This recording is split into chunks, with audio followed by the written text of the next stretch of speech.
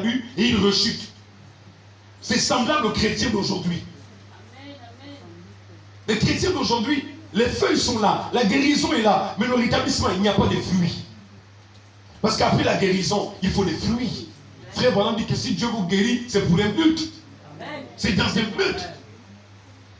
Un arbre qui n'a pas de fruits représente une nation qui a du mal à porter des fruits. Un christianisme où c'est difficile pour voir des chrétiens qui croient vraiment le message de l'heure. Nous sommes mélangés, mitigés, embrigadés quelque part. On a du mal à être des personnes qui portent des fruits. Or, Jean 15 et 16, Jésus-Christ dit, lui, il est le sarment. Non, les branches, il est quoi? Le cèdre. Et nous sommes quoi ça? Les sarments. Nous sommes les branches, les sarments. Lui, Jésus dit, il est le tronc. Le cèdre, c'est le tronc. Et il dit, oui, il dit, vous êtes les branches. Il dit, mais si les branches ne portent pas de fruits. Oh, mais remarquez, notre arbre n'a pas de fruits, frère. Alléluia. Je ferme la parenthèse. C'est le message que Dieu avait pour nous. Nous sommes au temps de l'union. Essayez de créer des groupes de prière. Hormis les prières que vous faites ici déjà les samedis, c'est une bonne chose.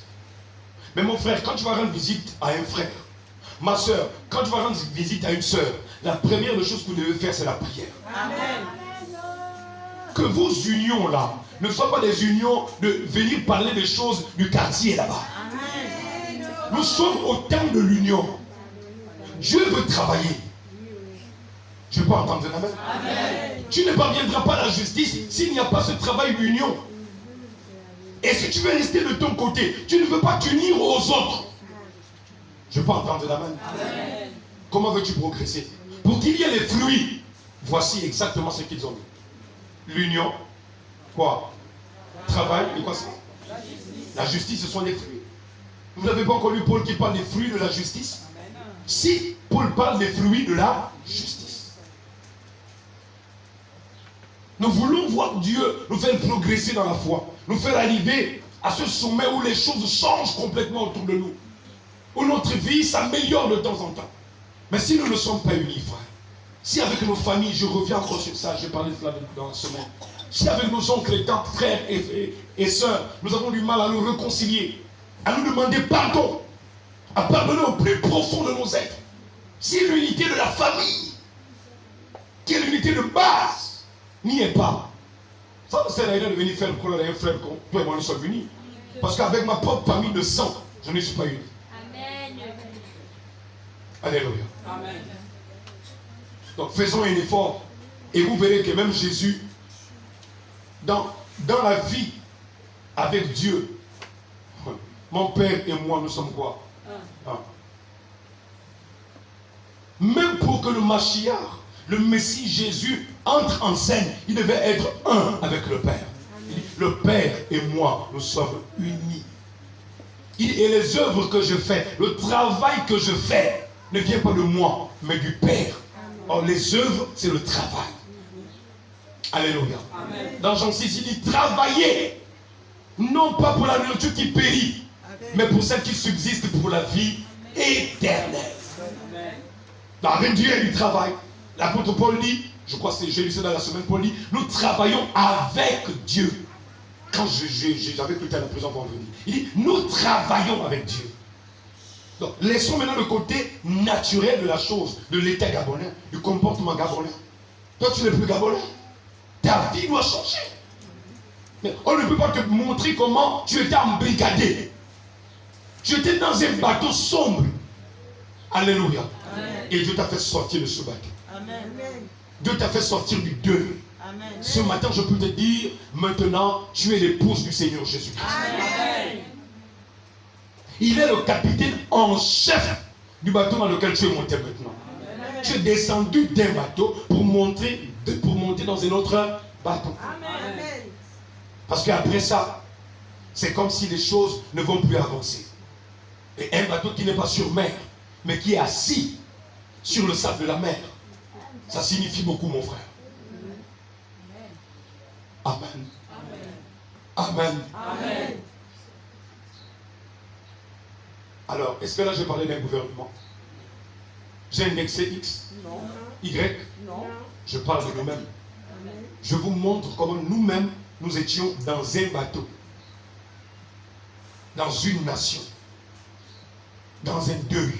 Nous marchons avec des vestes de plusieurs couleurs. Je suis désolé, frère. Sans Christ, tu es dans le malheur. Amen. Si tu dis Amen à ça, tu ne dis pas Amen, mais c'est quand même la vérité. Amen. Sans Christ, nous sommes malheureux. Amen. Nous sommes endeuillés. Amen. Alléluia. Amen. C'est pourquoi je crois qu'aujourd'hui, il est mieux pour nous de nous réapproprier la vision divine. Amen. Qu'on ne se mette pas à aller parler de Jésus alors que nos vies sont bloquées, frère. Spirituellement parlant, la nation est bloquée. Alléluia. Amen. Dieu, il vient, il te prend. Il te dit, je t'enlève de là. Je te déracine de là. Et je plante en toi ma foi. Alléluia. Amen. Alors, allons nous prendre maintenant la loi de cause à effet, mais prenons le psaume 119. J'aurais voulu parler de beaucoup de choses, mais le temps est passé trop vite.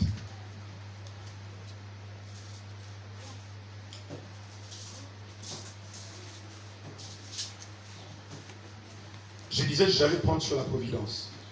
Je n'ai pas mis ça dans la clé. Je vais vous lire ça ici pendant qu'il pour ça va. Frère Bonhomme dit quoi au sujet de la providence?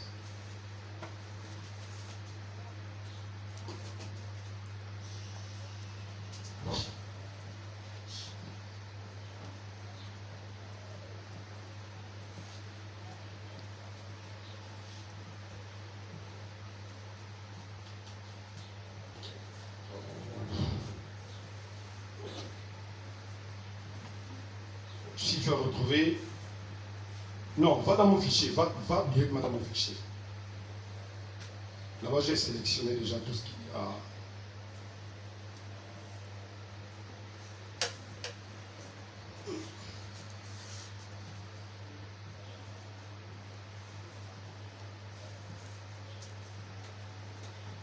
Oh, c'est quoi, c'est ça?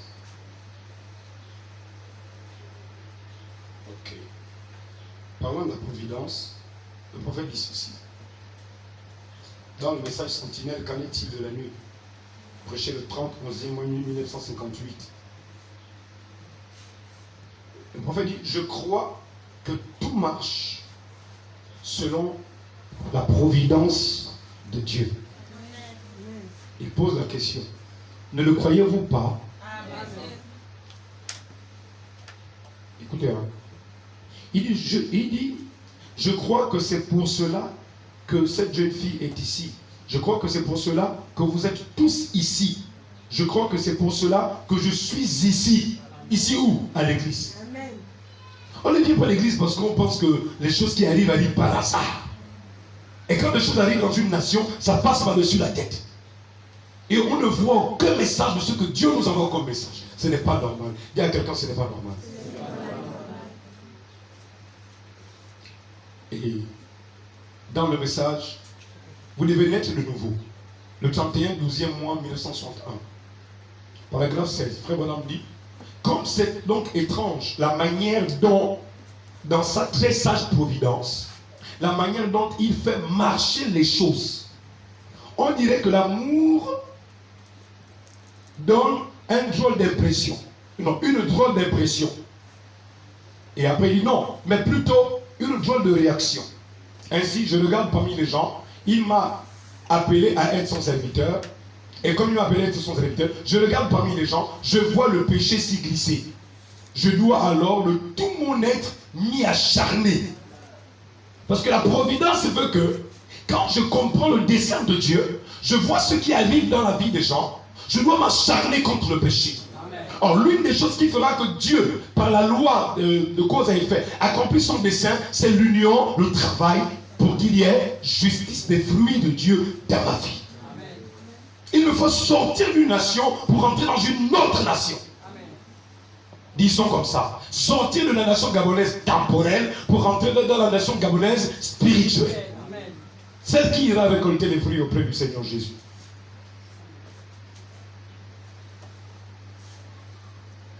Alors, Frère Bonhomme dit, mais pourtant, C'est comme ça que ça opère. Le vrai amour opère comme cela. Mais quand le temps de l'accomplissement de la promesse arriva, il s'éleva un pharaon qui n'avait pas connu Joseph. Et ainsi, une persécution commença. Et cela fut à la base une persécution qui poussa ce peuple à se rassembler et à prier. Donc, quand il y a des décès, des tragédies, des persécutions, des choses comme ça qui rassemblent le peuple, vraiment, on dit généralement, c'est pour amener le peuple à la repentance, à la prière. Parce que si ce n'est pas un bateau, ça peut être un avion. Si ce n'est pas un avion, ça peut être un bus. Si ce n'est pas un bus, ça peut être un train.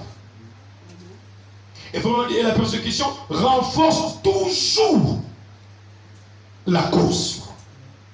Amen. Amen. Voilà. La persécution renforce la cause. Quelle cause? De ce qui nous unit. C'est à cause de quoi que ceci est arrivé? C'est à cause de ceci. Et vraiment dit, c'est ce qui s'est passé au cours des âges. La persécution a uni les gens. Je crois fermement qu'un jour, avant que la venue du Seigneur, nos petites divergences seront aplanies. Amen. Dieu peut laisser le communisme nous forcer à nous rassembler. Branham m'a dit quoi? Dieu peut faire quoi ça? Laisser quoi ça? Là, on ne te parle pas des Congolais qui peuvent venir nous pousser à nous unir. Un bateau a uni des familles. Amen. Un bateau a uni des Gabonais. Des Gabonais qui ne connaissaient pas des Gabonais sont allés rendre visite à des Gabonais. Ils ont amené de l'eau à des Gabonais, des oranges à des Gabonais, du sucre, du café à des Gabonais. Pourquoi ils ont fait ça? C'est l'unité. C'est le principe de base. Tout ce que vous voulez qu'on fasse pour vous, faites de même. Et ils sont dans le deuil. La cause qui est là, c'est qu'il faut que le peuple se répande.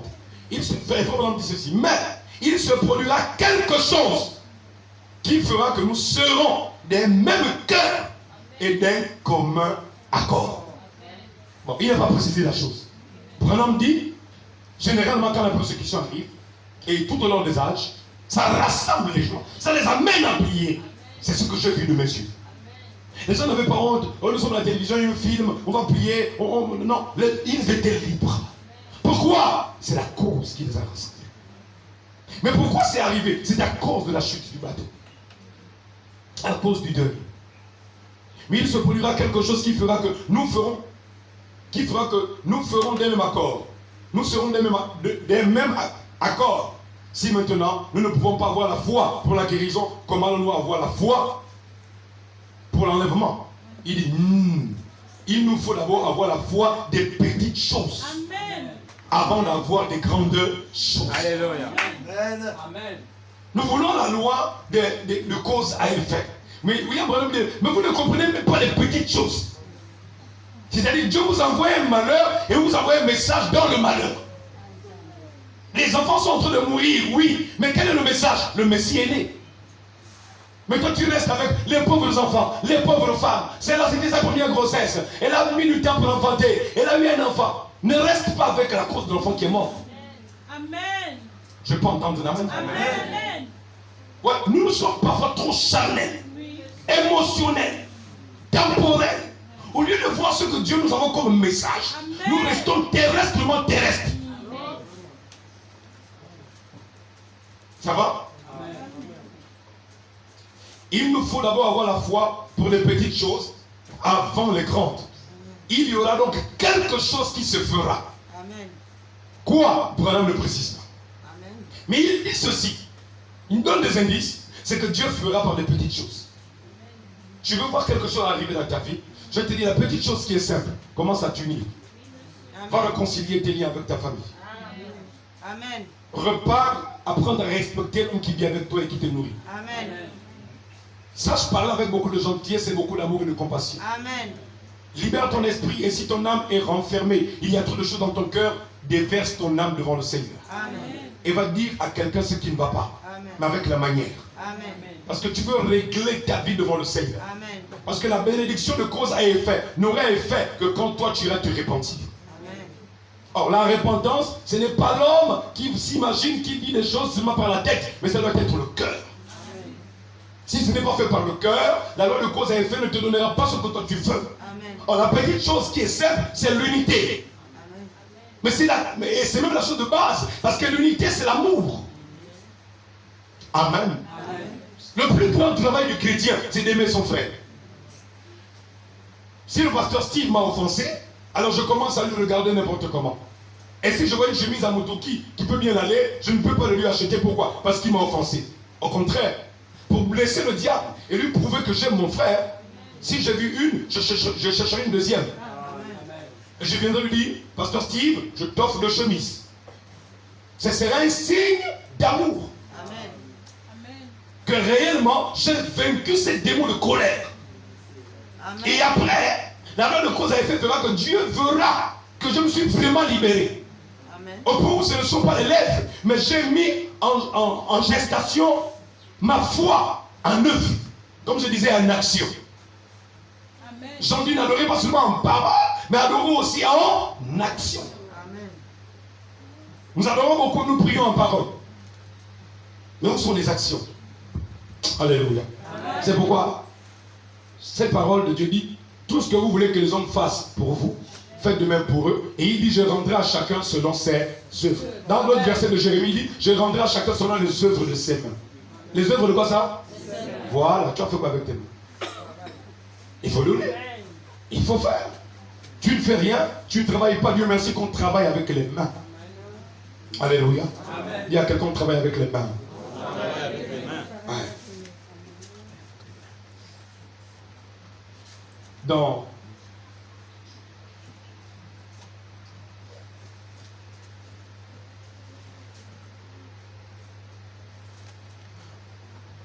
la commission de Moïse, frère Madame dit au paragraphe 6, il dit, et quand un homme naît de nouveau de l'Esprit de Dieu, il devient une progéniture ou un fils de Dieu. Alors il a même le genre de pensée de Dieu. Je peux entendre la même? Oui, là maintenant tu peux appeler des choses. Pourquoi? Parce que tu es une progéniture de Dieu. Tu t'es réconcilié avec tes frères. Tu as déposé ton offrande et tu allais te réconcilier avec ton frère. Tu t'es réconcilié avec ta soeur. Tu as dit à ta soeur, les choses ne vont pas dans ma vie, c'est parce que je t'ai gardé là, ça fait 4 ans. Ça fait 2 ans. Ça fait 6 mois, on ne se parle pas. Et je ne pense pas que les choses vont progresser tant que je reste comme ça. Donc ma soeur, s'il te plaît, pardon, viens, arrangeons ça. Oh, sœur, en tout cas, moi je t'ai déjà pardonné. Non, sœur, ne me dis pas pardonner, je suis des lèvres. Je suis désolé. Je veux que tu pardonnes du plus profond de mon cœur. Je veux qu'on règle ça. Vraiment dit, à ce moment, tu es la progéniture de Dieu. Suivez bien ce paragraphe. Il dit en même temps, alors il dit, il a même le champ de pensée de Dieu. La pensée qui est en Christ est en vous. Et après il dit, maintenant nous croyons à l'invisible et au miraculeux. Tu vas appeler des choses de l'invisible. Le miraculeux, oui, mais il te faut la pensée d'abord de Christ. Oh, la progéniture de Dieu, les enfants de Dieu, ils s'aiment soi-même. Et ils aiment les autres. Parce que c'était le commandement de Dieu. Et le prophète dit, et vous voyez alors, nous avons le Saint-Esprit qui apporte, qui vient en nous et nous parle de ces choses. Et c'est tout, et c'est là tout le but de ces réunions, chers frères chrétiens. Ce n'est pas pour un autre but devant Dieu, c'est afin que votre foi en Dieu soit stimulée. Amen. Et amenée à un point où vous pouvez croire en lui pour le salut de votre âme. Amen. Et pour la guérison de votre corps. Amen. Alléluia. Amen. Dieu commissionne Moïse, paragraphe 8. Dit maintenant ce soir, Dieu est toujours Dieu. Maintenant, quand Dieu a fait sortir les enfants d'Israël, il a fait descendre un ange. Dieu a toujours utilisé des anges à son service. Amen. Aucun ange de Dieu n'a jamais été adoré. En effet, alléluia. Amen. En effet, il y a eu des élèves. Je vous disais dans la semaine, quand Dieu doit répondre à vos prières, il envoie des anges. La loi de cause et effet ne vient pas du vide. Un bonbon où tu as besoin d'un portable, ça tombe du ciel. Oh, le portable est tombé du ciel. Seigneur, merci, j'ai prié le portable. Non, il y a un ange que Dieu envoie. Amen. C'est ce que frère Madame dit. Maintenant ce soir, Dieu est toujours Dieu. Dis avec moi, Dieu est toujours Dieu. Dieu est toujours Dieu. Il fait sortir les enfants, il a fait sortir les enfants d'Israël descendre, il a fait descendre un ange, et Dieu a toujours utilisé les anges en son service. Aucun ange de Dieu n'a jamais été adoré, en effet. Il ne supporterait pas cela. Un véritable ange de Dieu ne supporte pas cela. Amen. C'est pourquoi vous n'adorez pas les pasteurs, vous n'adorez pas les prophètes. Amen. L'adoration. Mais Dieu a eu des anges dans chaque dispensation. Alléluia. Amen. Alléluia. Amen. Dieu a eu des anges dans chaque dispensation. Amen. Et nous sommes dans Amen. la dernière dispensation. Ce que tu demandes à Dieu, ne pense pas que Dieu va prendre ça dans l'imaginaire. Demande à Dieu d'envoyer ses anges accomplir ce que tu veux. C'est parce que je parlais un peu plus ce matin. J'essaie de vous dire que la loi en question est régie et dominée par un maître céleste. Amen. Et ce maître céleste a des serviteurs. Amen. Hébreux chapitre 1. Ce sont des anges au service de Dieu. Amen. Pour la cause de ceux qui doivent hériter le salut. Amen. Oh, l'héritage du salut ne vient pas sans les anges. Mais les anges sont au chômage. Ils ne font rien. Pourquoi? Parce que nous ne savons pas appliquer la loi de cause à effet. Frère Branham dit, c'était Jésus-Christ, il était dans une colonne de feu. C'est le même ange qui était dans ce buisson ardent. Cette même colonne de feu a été l'ange conducteur au cours des années. Et il est le même hier, aujourd'hui, éternellement. Il est le puissant conquérant. Il a déchiré le voile en deux. Il n'y a jamais eu un conquérant comme lui. Il a conquis la mort, le séjour des morts, la tombe, la peur. Qu'est-ce qui fait peur de prendre Dieu au mot? Qu'est-ce qui nous fait faire prendre... Qu'est-ce qui nous fait faire... comment dire? Qu'est-ce qui nous amène la peur? Et qui nous fait manquer de prendre Dieu au mot? C'est le diable. Qu'est-ce qui fait que certaines prières que nous faisons, nous renvoyons ça dans des mois? Nous avons du mal à dire à Dieu, Seigneur, dans une semaine, j'aimerais avoir ceci. Mais je pense que vous devez déjà arriver à prier à ce point-là. Où vous déclarez les choses et vous mettez des périodes. Amen. Je peux entendre votre amen? Amen. Frère, il y a des anges qui travaillent pour ça. Amen. Je ne vous parle pas de quelqu'un et d'un royaume que je ne connais pas. Je vous parle de Jésus et du royaume des cieux. Amen. Qui, lui, a des anges avec lesquels Dieu travaille pour exécuter sa volonté. Amen. Hébreux chapitre 1. C'est écrit à l'intérieur. Du chapitre 1 au verset 10, tu liras à l'intérieur. Que les anges ont été envoyés par Dieu au service de ceux qui doivent hériter le salut. Ce n'est pas seulement, Seigneur, je vais être enlevé, mais mes besoins terrestres. Comment Dieu a répondu aux prières des saints depuis Zacharie, Daniel, Malachie, Sophonie, jusqu'au Nouveau Testament. Des anges ont été envoyés, vrai ou faux? Vrai ou faux? Amen. Frère, répondez. Amen, monsieur. Les anges ont été envoyés, vrai ou faux? Amen, c'est vrai. Ces anges-là ont-ils disparu? Non, monsieur. Ils se sont évanouis? Non, monsieur. Ils ne travaillent plus? Non, monsieur. Même Pierre en prison. Vraiment. Amen. Même Paul en prison. Amen. Amen. Même Jean dans l'île de Patmos. Amen. Même Jean dans l'île de Patmos. Amen. Un ange fut envoyé. Tu crois l'Apocalypse? Amen. Tu crois l'Apocalypse? Amen. Mais tu dois croire que Dieu peut envoyer un ange aussi dans ta maison. Amen. Tu dois croire que Dieu peut envoyer un ange pour ton cas. Amen. Si on t'a mis dans une île de Patmos et on t'a dit tu ne sortiras pas, je dis tu sortiras au nom de Dieu. Amen. Parce que ça ne dépend pas de l'homme, mais ça dépend de Dieu. Amen. Quand Jean a survécu dans l'île de Patmos, dans l'île des mortels, quand il est ressorti de là-bas, ce n'est pas parce qu'il s'appelait Jean, mais parce qu'il servait le Dieu qui a fait les cieux et la terre. Amen. Alléluia. Amen. Le Dieu de cause à effet. Il dit c'est à cause de la parole. Ça produit de l'effet. Chaque un ange est descendu. Jean, qu'est-ce que tu fais ici? Bah écoute, avant de sortir du livre, voici l'Apocalypse. Voilà les détails. Voilà. C'était réglé, frère. Mais pourquoi aujourd'hui nous avons du mal à faire travailler Dieu dans ce sens-là? Nous prions, c'est comme si, je me rends compte que nous prions dans l'imaginaire. Nous fermons les yeux, Seigneur, oh Dieu agit, Seigneur. Non, frère, parle à Dieu. Amen. Quand je dis parle, demande-lui ce que tu veux. Amen. Tout en sachant que tu as réglé ta vie. Amen. Tu as mis ta vie en ordre. Amen. Alléluia. Amen. À ce moment, ce que tu demanderas, plus que tu as déjà fait des pas en avant, Dieu aussi fera des pas en avant. Alléluia. Amen. Je suis en train de terminer. Ce dont nous avons besoin aujourd'hui, c'est de... Frère Branham dit, ce dont nous avons besoin aujourd'hui, c'est de quelque chose de brave. Écoutez ça. Des hommes qui cherchent la bravoure. Ça, j'ai aimé ce terme. Dieu ne cherche pas des personnes qui pratiquent l'église, qui vont à l'église. Il cherche des gens comme des lépreux. C'était brave. Nous ne restons pas là. Il est aussi hors de question que nous mourrons là.